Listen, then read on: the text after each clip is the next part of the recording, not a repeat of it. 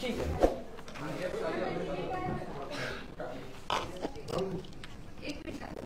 हो बस बस बस ठीक ठीक आहे. आले त्रास आहे, सुरू करतील 5 मिनिट. बसा ना. हो हो नक्की नक्की. बसा तुम्ही. बसा म्हटलं ना, सगळे दिसायला पाहिजे ना. ठीक आहे, तसं काय काय लागत नाही. काय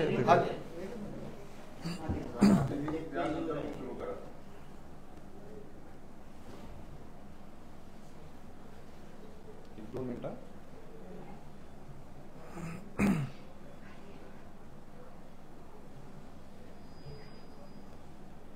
काय लागणार नाही. हा चालू करतोय, चालू करतोय. लिंक पाठव. हो देतोय कसं हो हो.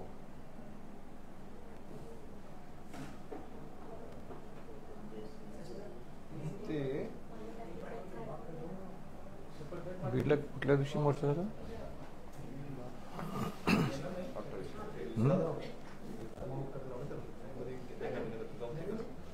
हा दिली, 1 सेकंद दिली. आली.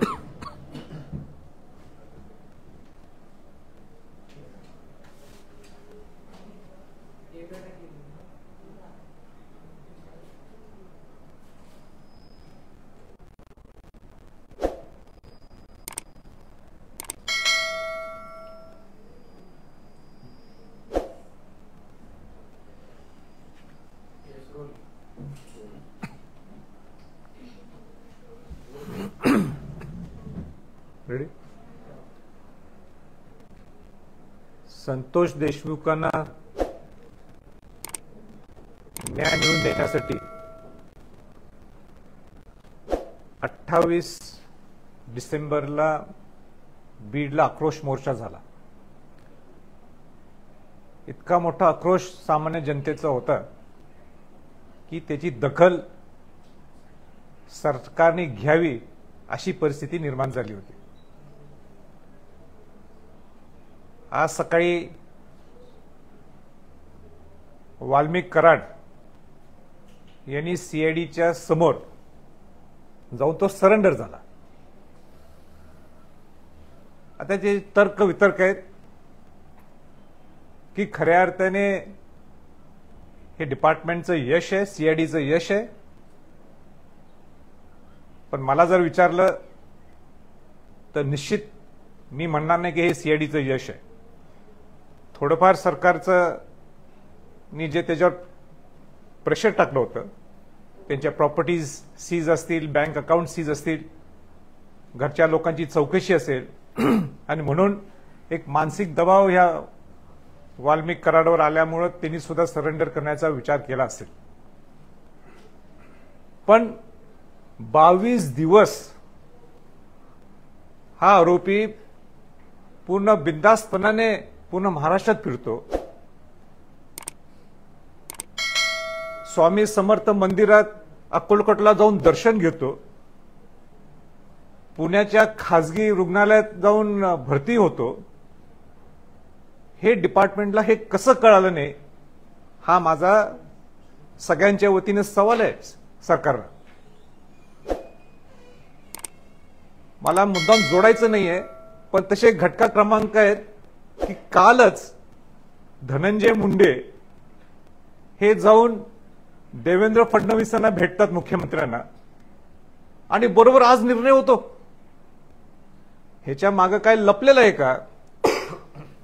हा संशोधनाचा सुद्धा इन्व्हेस्टिगेशनचा भाग आहे. मी मुख्यमंत्र्यांना विनंती करू इच्छितो, हा खऱ्या अर्थाने जे 7 आरोपी आहेत त्यांचा हा म्होरक्या आहे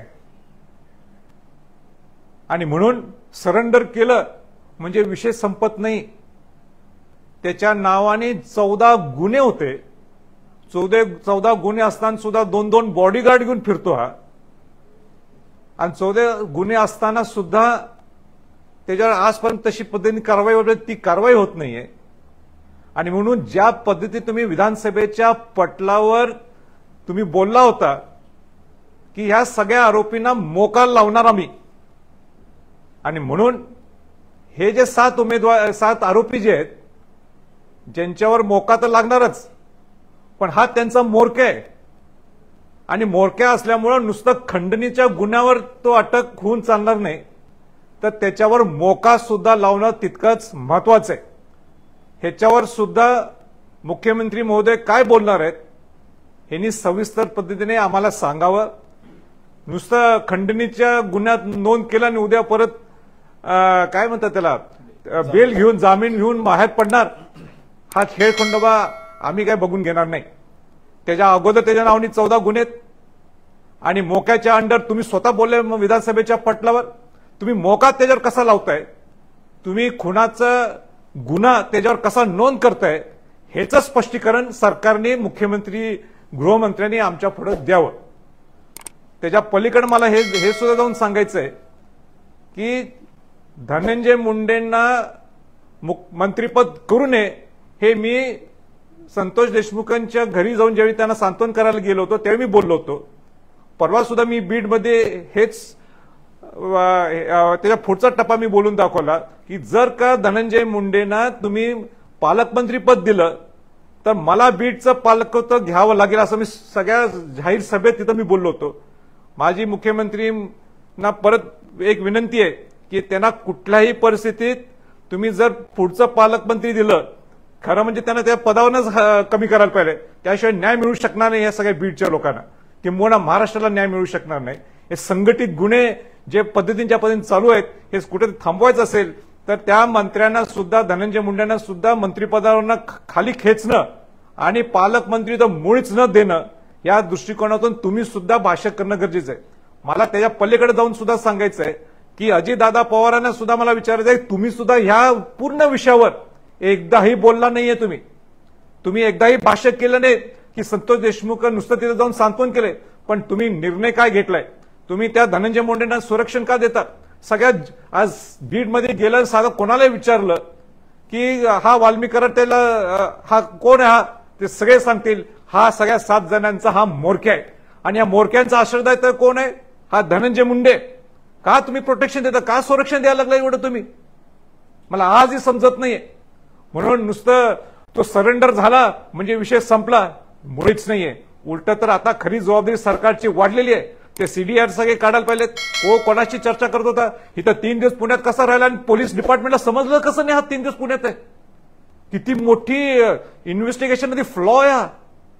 तुम्हाला समजत 3 दिवस तिथं तो राहिले पुण्यात माहित नाहीये. लास्ट लोकेशन पुण्यातलं तुम्ही सगळेजण सांगता.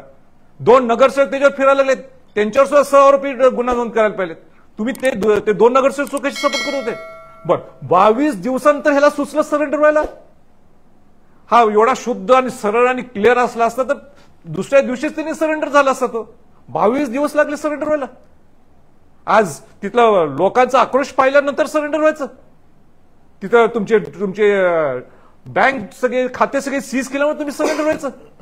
आणि म्हणून माझं मुख्यमंत्र्यांना विनंती आहे ह्याला मोका लावल्याशिवाय आम्ही काय गप्प बसणार नाही. तो तेवढाच 7 आरोपीच्या सारखाच हा तितकाच जबाबदार आणि तितकाच त्या गुन्ह्याच्या त्या म्हणजे मर्डरशी कनेक्टेड आहे.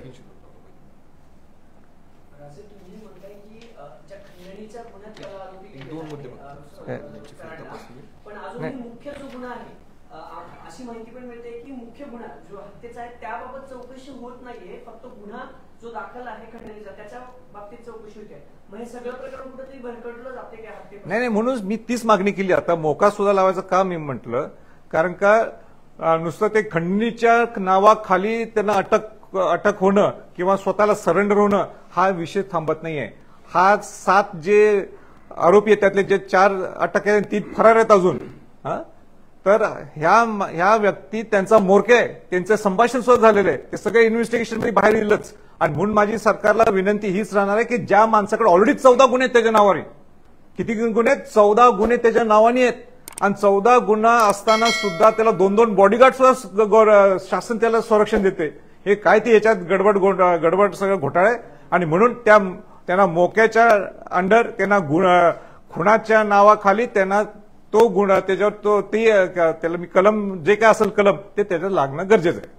9 डिसेंबरला सगळी घटना होते. त्याच्यानंतर अनेक फोटो उज्जैनचे असतील किंवा पुण्यातलं शेवटचं लोकेशन आहे हे वाल्मिक कराडचं येतं. आज दुपारी 12 वाजता वाल्मिक कराड एक व्हिडिओ जाहीर करतो ज्याच्यामध्ये ते स्वतः सांगतात की मी पाषाणला सीआयडी ऑफिसमध्ये सरेंडर करणार आहे. कुठेतरी हा सगळा एक प्लॅनिंग आणि प्लॉटिंगचा वाटत नाही का तुम्हाला? नाही 100% तो एक काहीतरी हा प्लॅन आहे. म्हणजे एवढे दिवस सरेंडर व्हायला का लावले? बघ तुमचं मन एवढं स्वच्छ होतं ना तुम्ही ह्याच्यात नाहीच आहे ना, पहिल्या दिवशी सरेंडर व्हायला पाहिजे होतं. आज तुमच्यावर प्रेशर आलं.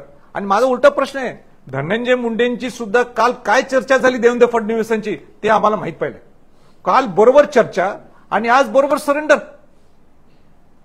म्हणजे त्याचा तुम्ही क्रमांक जर बघितला तर हा प्रश्नचिन्ह येतो. एवढे दिवस मग काय गबसला होता? म्हणजे तिकडनं काय निरोप आला काय धनंजय मुंडेंच्याकडनं याला वाल्मिक कराडला की तू बाबा तू सरेंडर हो नाही तर तुझी सगळी अडचण आहे. आणि पुण्यातच आहे 3 दिवस. तिथं अक्कलकोटला स्वामी समर्थांच्या मंदिराला जाऊन दर्शन घेऊन आलंय. त्याचे नगरसेवक सुद्धा मध्ये येत होतं. तिथं कुठल्या तरी हॉस्पिटल तो ऍडमिट होता इथं. एवढं सगळं कनेक्शन असताना सुद्धा सीआयडीला पकडता आलं नाही त्याला. ह्याच्यामध्ये निश्चित काय ती दडलेलं आहे. ह्या सगळ्या गोष्टी बाहेर यायला पाहिजे. याचं स्पष्टीकरण सरकारकडनं आम्ही अपेक्षित करतोय. शरण येण्याच्या आधी जो व्हिडिओ त्यांनी दिलेला त्यात त्यांनी म्हटलंय का खोटा गुन्हा दाखल आणि माझ्यावर जे काही गुन्हा दाखल केलेला आहे खोटा.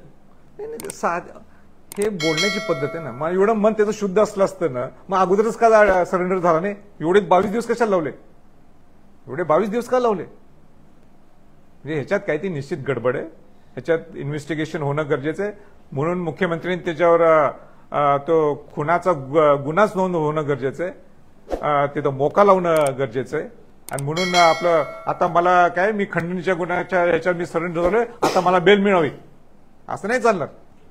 आणि कुठलाही महाराष्ट्रातला जनता एवढं आक्रोश निर्माण झालाय कोणी सहन करणार नाहीये.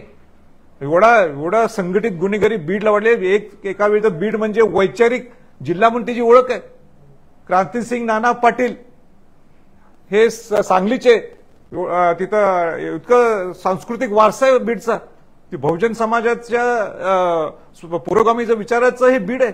तिथं स्वतः क्रांतिसिंग नाना पाटील जाऊन खासदार झालेले. आणि आज बीडचं काय परिस्थिती आहे? आणि आज माझी मुख्यमंत्र्यांना विनंती आहे, तुमच्याकडे अधिकार आहे, तुम्ही गृहमंत्री, तुम्हाला खऱ्या अर्थाने बिहार व्हायचं नसेल तर तुम्ही करेक्ट ऍक्शन घ्या आणि पहिले त्या मोका लावा त्या वाल्मिक कराडवर. आणि जे आणि ते 3 लोक सुद्धा जे दोषी आहेत ते कुठे पळालेत? त्यांच्यावर सुद्धा नाही काय, ते सुद्धा बसलेत पुण्यात. मुख्यमंत्री विधानसभेत म्हणाले आम्ही कडक कारवाई करू, न्यायालयात चौकशी करू. सगळा प्रकार झाला मात्र मुख्यमंत्री पण वाट बघत होते का मग धनंजय मुंडे येऊन भेटतील, मला काही सांगतील, मग आपण त्याला अटक करू. आता मुख्यमंत्र्यांची म्हणजे हे नव्हते. नाही मुख्यमंत्री एकदम कार्यक्षम मुख्यमंत्री आहेत. त्यांच्याकडे अनेक कौशल्य आहेत. स्वतः वकील आहेत. अनेक वर्ष त्यांनी गृहमंत्रीपद भूषवलेलं आहे. म्हणूनच मला त्यांच्याकडनं आणि महाराष्ट्राला मोठ्या अपेक्षा आहेत त्यांच्याकडून की तुम्ही कडक निर्णय घ्यायला पाहिजेत. आणि आम्हाला शंका आम्ही घेणारच ना. कालच तुम्हाला धनंजय मुंडे भेटला. धनंजय मुंडे भेटून तुमच्याशी काय चर्चा केली आम्हाला माहिती पाहिजे. आणि लगेच आज सरेंडर. त्याचं क्रमांकच बघा ना, 1 2 3 4 5 लगेच सरेंडर आज. आज सकाळी त्यांचे 150-200 समर्थक येतात, त्यांना मेसेज जातो शरण येणार आहे. पोलिसांना कळत नाही, सीआयडीला कळत नाही, वरिष्ठ अधिकाऱ्यांना कळत नाही. हे अपयश कुणाचं आहे? नाही मला सुद्धा आश्चर्य वाटलं का मी मगाशी तिथनंच क्रॉस झालो सीआयडीच्या इथनं. मला दुसऱ्या एका ठिकाणी जायचं होतं. मी सुद्धा म्हटलं एकदम एवढी कशी गर्दी. आणि नंतर दुसऱ्या मिनिटात बघतो कधी शरण आले. आणि काल त्यांची बैठक मीटिंग काय काय सगळं चालू आहे. सगळ्या गोष्टी हे 3 दिवस पुण्यात आहेत. 3 दिवस पुण्यात आणि सीआयडीला कळालं नाही. म्हणजे पुण्यासारख्या ठिकाणी माणूस जर राहतो आणि हे समजत नसेल आपल्याला की किती मोठं फेल्युअर आहे. मग हे फ्लॉ आहे हा. तुम्ही पालकमंत्री पदाचा विषय काढला म्हणून हा प्रश्न मुख्यमंत्र्यांवर विश्वास देखील दाखवला. सुरेश देश मुंबईत बोलताना असं म्हणतात की बीड जिल्ह्याचे पालकमंत्री म्हणजे पालकमंत्री पद फडणवीसांनी स्वीकारा. हे बघा कोणीही घ्यावं, कोणी तिथं पालकमंत्री व्हावं. मी म्हणणार नाही की देवेंद्र फडणवीस व्हावं, पण कुठल्याही परिस्थितीत धनंजय मुंडेंना न्याय मिळवून द्यायचा असेल, धनंजय मुंडेंनी तिथं पालकमंत्री पद स्वीकारून चालत नाही. आणि जर काय मुख्यमंत्र्यांनी घेतलं पालकमंत्रीचं तिथं म्हणजे ते पद घेतलं तर आम्ही त्याला स्वागतच करू. त्याच्यामध्ये कुठे काटशेहाचं राजकारण सुरू असतं मला वाटतं. काय म्हटलं? काटशेहाचं राजकारण सुरू आहे काय वेगवेगळ्या या 2-3 पक्षांमध्ये, कारण एका बाजूला गुन्हा इतका गंभीर करतो आणि त्याच्या आसपास घडणाऱ्या घटना ज्या आहेत त्या निश्चितपणे काहीतरी संशय निर्माण करणाऱ्या आहेत. मग दोघांना मंत्रिपद मिळतंय, मग मला मिळत नाही म्हणून मी काहीतरी बाहेर काढतोय, मग त्याला कुठेतरी नाही, मला असं वाटतं की ह्या राजकारणाच्या पलीकडचे हे सगळे विषय झालेले आहेत. तुम्ही जर बीडचा आक्रोश, जनतेचा आक्रोश पाहिला, तिथं सगळ्या पक्षातले तिथं आमदार आले होते. म्हणजे अजित पवार गटातले होते, तिथं शरद पवार गटातले होते, सगळ्या पक्षातले सगळे आलेले, सगळ्या पक्षातले सगळ्या जातीतले लोक तिथं आले होते. म्हणून त्याच्या पलीकडे हा सगळा विषय गेलेला आहे. म्हणजे ज्या पद्धतीने क्रूर हत्या झालेली आहे हे महाराष्ट्राला न परवडणार आहे आणि महाराष्ट्रात घडू नये ह्याच्यासाठी सगळ्यांचा एकसंघ निर्माण झालेला आहे. पण नुसतं एकसंघ सगळे एकत्र येऊन होणार नाही, त्याच्यावर कठोर कारवाई कशी करता येईल ह्याच्याकडे सगळ्यांचा तिथं अँगल पाहिजे. आणि ठराविक लोक म्हणतात जातीवळण द्यायला लागलेत, पण ते जातीवळणचा ह्याच्यात काही विषय नाहीत. अनेक लोक वंजारी समाजाचे सुद्धा तिथं उपस्थित होते. त्या दलित समाजाच्या मुलाला वाचवण्यासाठी त्या संतोष देशमुखांनी पुढाकार घेतला आणि त्याचा खून केला. म्हणून ह्याच्यात जातीवळण आणि किंवा राजकीय वळण देण्याचं काही गरज नाही. धनंजय मुंडेंच्या विरोधात पिटिशन देखील दाखल करण्यात आलं की त्यांना मंत्रिपदावर राहू नये, कारण मंत्रिपदावर जर ते असतील तर या सगळ्या प्रकरणाचा योग्य तपास होणार नाही. तुम्हाला काय वाटतं, मंत्रिपदावर राजीनामा धनंजय मुंडेंनी द्यायला पाहिजे की काय? नाही, द्यायलाच पाहिजे. त्यांनी स्वतः म्हणायला पाहिजे की जोपर्यंत न्याय मिळत नाही संतोष देशमुखाला तोपर्यंत मी मंत्रिपद स्वीकारत नाही. हे त्यांनी उलट स्वतः म्हणायला पाहिजे. हे मी पहिल्यांदा मागणी केली होती, मी सारखं मागणी करणार आणि सगळे आता मागणी करायला लागले. ते नाही, स्वतः त्यांनी स्वतः मोठं मन दाखवून सांगायला पाहिजे की जोपर्यंत न्याय मिळत नाही, ते क्लिअर येत नाही ह्याच्यात, तर त्यांनी सांगावं मी जोपर्यंत आपल्या संतोष देशमुखांच्या सगळ्या मंडळींना किंवा बीडच्या लोकांना जोपर्यंत न्याय मिळत नाही तोपर्यंत मी मंत्रिपद स्वीकारत नाही. या सीआयडीच्या गाडीमध्ये त्या 2 मोबाईल सापडले. एका मोबाईलमध्ये एक मोठ्या नेत्याचा फोन आला असं सीआयडीचं म्हणणं आहे. त्या नेत्यावर पण कारवाई व्हायला पाहिजे. व्हायला पाहिजे ना. आता जे इन्व्हेस्टिगेशन मधनं जे काही बाहेर येईल त्यांच्यावर सगळ्यांच्यावर कारवाई व्हायला पाहिजे. कोण असतील त्याच्यावर असतील ते मला त्याच्यावर मी काही भाष्य करणं उचित नाही, कारण का नेमकं जसं तुम्ही सांगताय मी ऐकतो, पण ते खऱ्या अर्थाने नेमकं त्या इन्व्हेस्टिगेशन मध्ये काय बाहेर येईल त्याच्यानंतर सगळी ती पुढची चर्चा होईल. समर्थक आले ते म्हणजे ओबीसी आहे म्हणून टार्गेट केलं. नाही, चुकीचं आहे ना, जातीय रंग देण्यात एकदम चुकीचं आहे. हा डायव्हर्ट करण्याचा अनेक लोक करायला लागलेत सुद्धा. इथं कुठेही जातीचा विषय नाही, इथं कुठेही धर्माचा विषय नाही, इथं खऱ्या अर्थाने माणुसकीचा विषय. ज्या पद्धतीने क्रूर हत्या केलेली आहे हे कोणाला बघवणार नाही. आज दुसऱ्या जातीचा माणूस सुद्धा असला असता मी त्याच्या बाजूने उभा राहिलो असतो. आणि शिवाजी महाराजांच्या, शाहू फुले आंबेडकरांच्या या महाराष्ट्रात अशा जर गोष्टी घडत असतील आणि त्याला जातीवळण म्हणत असेल हे चुकीचं आहे. आज मला सांगा, आज तो संतोष देशमुख कोणासाठी वाचवायला गेलो? तो दलित समाजाचाच होता ना. तो काय मराठा समाजातून गेला होता का? तो नाही. माणुसकीची हत्या केलेली आहे. अजून वाल्मिक कराड आहे, सोबत खंडणी घेणाऱ्या लोकांचा आका आहे असं काहीतरी म्हणतात सूर्यदेश. आणि त्यांचा जो पाठिंबा आहे ते धनंजय मुंडे नाही. त्यामुळे धनंजय मुंडे सुद्धा या सगळ्या चौकशीमध्ये त्यांची चौकशी व्हावा असं वाटतं. नाही, तो लांबचा टप्पा आहे. ते त्याच्यावर आपण आज काही भाष्य करू शकत नाही. सगळ्यात पहिलं महत्वाचं काय, मोरक्या कोण आहे? हा 7 या आरोपींचा मोरक्या हा वाल्मिक कराड आहे. हे सामान्य माणूस सुद्धा सांगेल. त्याचा फोन सुद्धा झालेले ते सुद्धा बाहेर येईलच. आणि म्हणून त्याच्यावर मोका लावणं गरजेचं आहे. हा, त्याचा आश्रयदाता कोण आहे या वाल्मिक कराडचं? ते धनंजय मुंडेच आहेत. आणि ते स्वतः धनंजय मुंडे मान्य करतात की हा माझा जवळच आहे. त्यांच्या अनेक व्यवहारात ते भागीदारी आहेत. त्याच्या पलीकडे मला जाऊन सांगायचंय की 2-3 व्यवहार की अनेक व्यवहारात त्यांना वटमुक्त्यार पत्र दिलेलं आहे वाल्मिक कराडाला. वटमुक्त्यार पत्र कोणाला दिलं जातं? जो खऱ्या अर्थाने विश्वासू आहे, जो जवळचा आहे, त्याच्याकडे धनंजय मुंडेंचं वटमुक्त्यार पत्र आहे.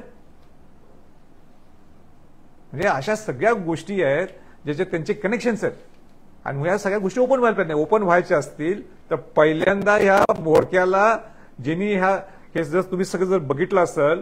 बरं मला एक सांगा, वाल्मिक कराडचं नाव मुख्यमंत्र्यांनी का घेतलं? विधानसभेच्या पटलावर घेतलं ना, आणि त्याला लिंक करून बोलले ना मुख्यमंत्री की हे 7 जणांनी मर्डर केलेलं आहे आणि त्याच्या बरोबर खंडणीचा गुन्हा त्या वाल्मिक करारावर टाकलेला आहे. ही लिंक ठेवूनच बोलले ना. मुख्यमंत्री स्वतःच मान्य करतात की हे लिंकेज आहे, आणि ते म्हणूनच म्हटले ना मोका लावणार ह्या सगळ्या आरोपींना लावून टाका मग मोका. हीच मागणी आहे. एवढा प्लॅन करेपर्यंत मुख्यमंत्र्यांनी का ऍक्शन घेतली नाही? आता तेच आज पहिल्यांदा माझी सुरुवातच मी केली. 22 दिवस हा माणूस सापडत नाही. 22 दिवसानंतर त्यातले शेवटचे 3-4 दिवस हा पुण्यात आहे, आणि सीआयडीला कळत नाही की तो पुण्यात आहे. तो डायरेक्ट ओपनली तिथं दर्शनाला जाऊन येतो स्वामी समर्थ मंदिरात अक्कलकोटला. इथल्या हॉस्पिटलला ऍडमिट आहे. हॉस्पिटलचे जे प्रमुख लोक आहेत त्यांनी सुद्धा का सांगितलं नाही की हा इथला एवढा मोठा आरोपी ज्याच्या पूर्ण वॉन्टेड आहे तो महाराष्ट्राला, तो इथं आमच्याकडे ऍडमिट आहे. त्याच्याजवळ 2 नगरसेवक आहेत, त्यांनी का सांगितलं नाही? आणि सगळ्यात महत्वाचं 22 दिवस का लागलेला सरेंडर व्हायला? आणि काल ह्यांची जी भेट झाली देवेंद्र फडणवीसांची आणि धनंजय मुंडेंची, या भेटीत काय झालं हे आम्हाला सामान्य जनतेला आम्हाला माहित पाहिजे. आणि अजित पवारांना सुद्धा मला विचारायचं की तुम्ही नुसतं सांत्वन करून आला असं नाही चालणार. तुमच्या पक्षातला तो आमदार आहे, त्याचा तो त्या 7 जणांचा आरोपी जे कोण आहे त्यांचा मोरक्या हाय वाल्मिक कराड, आणि वाल्मिक कराडचा जिवलग मित्र म्हणजे धनंजय मुंडे. मग अजित पवार नेहमी बोलणारे परखड बोलतात, आज का बोलत नाहीत या विषयावर? त्यांनी सुद्धा स्पष्टीकरण द्यायला पाहिजे. नेहमी मीडियाच्या समोर परखड बोलणारी व्यक्तिमत्व आहे अजितदादांचं. आपल्या सोयीनुसार वागून चालणार नाही सगळ्यांना. तुम्ही जी मागणी करताय मोका कारवाईची किंवा इतर ज्या मागण्या आहेत त्या संदर्भात तुम्ही मुख्यमंत्र्यांची भेट घेणार आहात का? कारण या सगळ्या प्रकरणामध्ये तुम्ही देखील पहिल्या दिवसापासून लक्ष ठेवलं, मुख्यमंत्र्यांनी अनेक स्टेटमेंट दिले विधानसभेत ऑन रेकॉर्ड भाषणात, पण या प्रकरणी तुम्ही मुख्यमंत्र्यांची भेट घेऊ? नाही, निश्चित घेणार आहे मी, लवकरच घेणार आहे. पण त्याचबरोबर राज्यपालांची सुद्धा मी भेट घेणार आहे. कारण का हे सगळं जे अस्थिर वातावरण महाराष्ट्रात निर्माण झालेलं आहे त्यांनी सुद्धा याच्यात लक्ष घालायला पाहिजे. ते राज्याचे प्रमुख आहेत.